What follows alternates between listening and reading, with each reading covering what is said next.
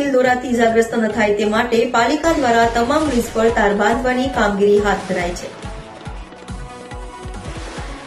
આગામી ઉત્તરાયણના તહેવારને લઈ વાહન ચાલકોની સેફટીને લઈ મનપા દ્વારા શહેરના તમામ બ્રિજ પર તાર બાંધવાની કામગીરી હાથ ધરવામાં આવી છે।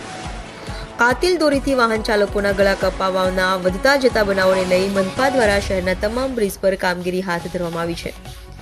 સુરતના ડભોલી જહાંગીરપુરા બ્રિજ પર તાર બાંધવાનું શરૂ કરાયું છે। ઉત્તરાયણના તહેવારમાં ધારદાર દોરીથી વાહન ચાલકોના ગળા કપાવવાની સાથે કેટલાક વાહન ચાલકો જીવ ગુમાવી રહ્યા હોવાની બનાવો બનતા મનપા દ્વારા તમામ બ્રિજ પર કામગીરી હાથ ધરવામાં આવી છે।